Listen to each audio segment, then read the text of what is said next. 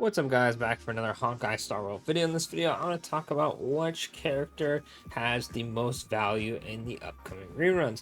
If you didn't know, good old 2.5 is going to have a lot of stuff going on. They decided it'd be a really good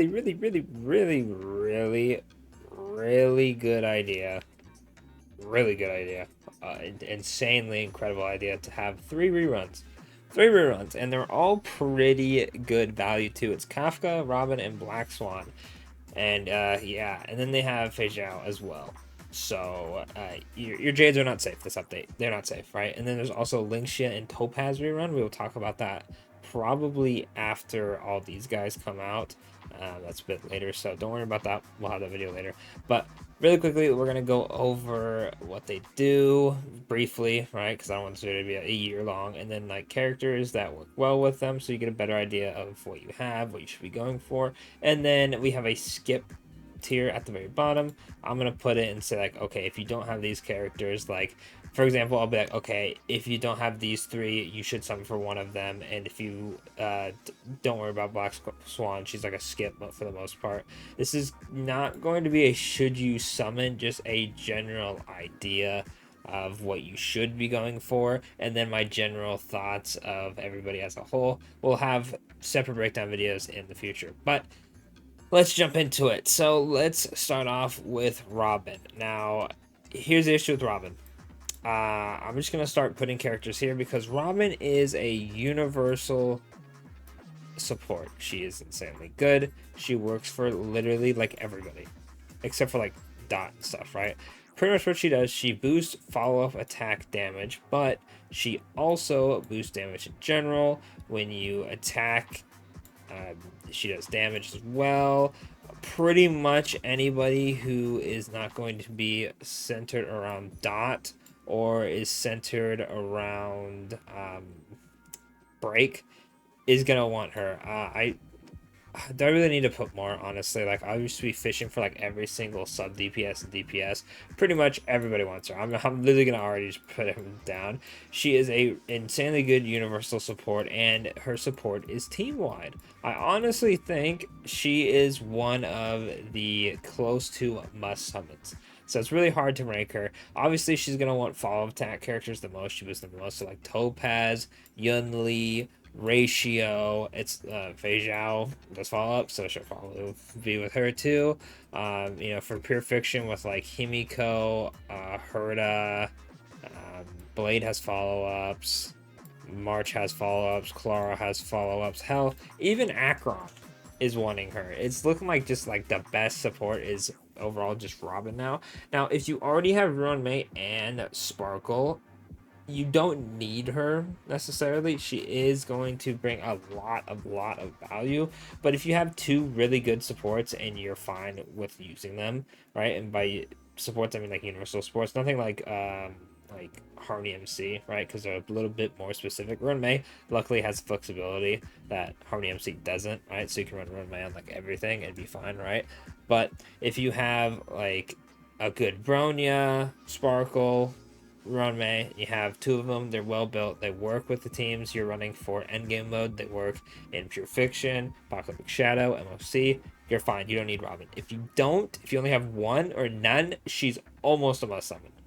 So it's a bit rough. She's insanely high value. It's really hard to be like, oh, if you like these teams, you should totally get Robin because she just works with like just about everything, right? So unless you're strictly like Kafka and Firefly or Boot Hill, right? If these are like the three characters you use and you refuse to everyone else, then you got it. Then Robin's like whatever, right? Robin's whatever. Then you got it, right? But everybody else wants a Robin. It's rough, right? It's rough. Yeah. Next up, we got Kafka. Now, Kafka is the queen of Dot. She wants to be ran with Dot characters. So if you enjoy running characters like Serval, Asta has Dot. Where is good old Sampo works well. Ting Yun also works well because she boosts attack. Dot units go off attack and she gives energy. So that's really good. Guanifin. Ho is like the dot healer. Black Swan, oh wow, you're gonna see, wow, Black Swan's also rerunning, crazy. You're gonna see something very similar when we get to Feijao. Crazy.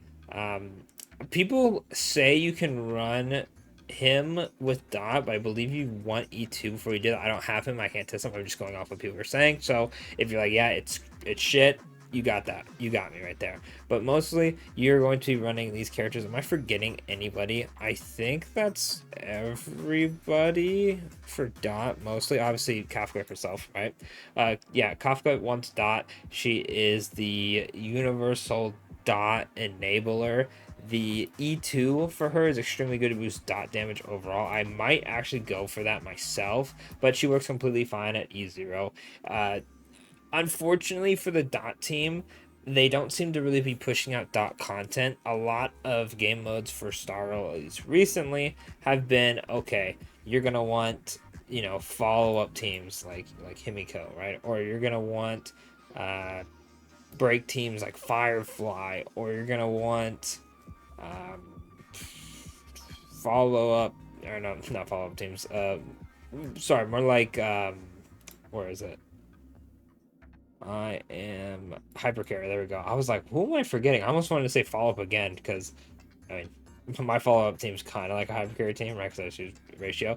It's pretty much Hypercarry, like big damage DPS, break, follow ups. They're pretty much wanting you to use one of those. Like Apocalypse Shadow wants you to break the enemy more.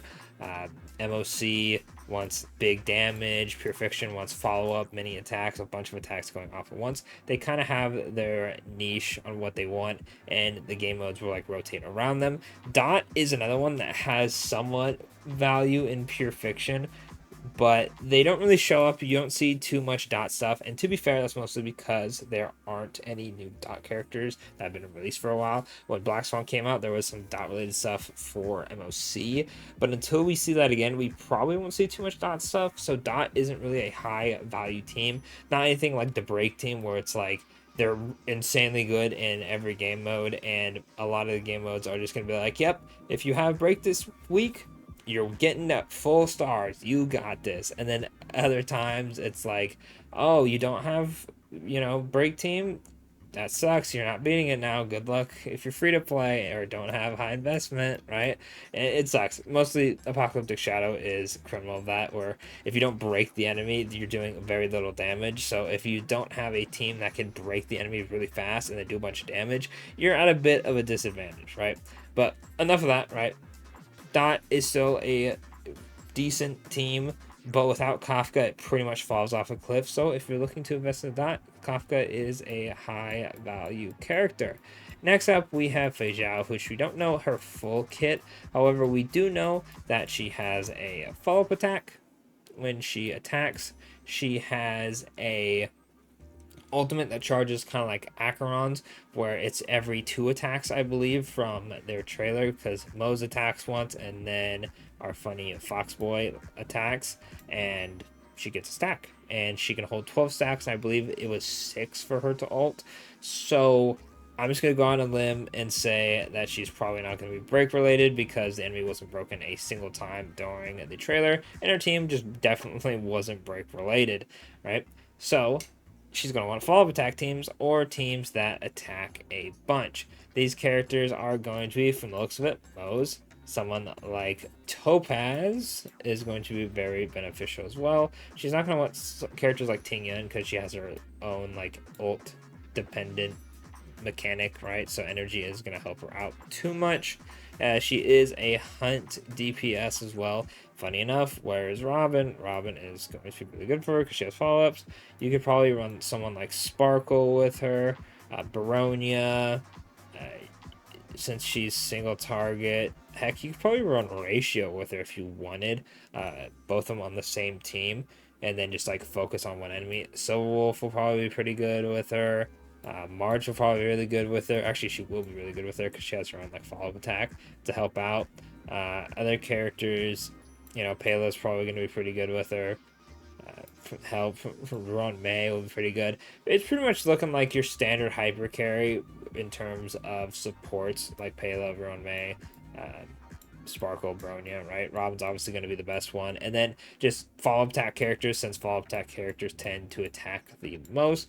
If you have a bunch of follow-up attack characters built and she's looking like a cool character to you, you should probably summon. We'll have full details later on, but she's looking like a pretty good single target DPS with her cool, unique ultimate.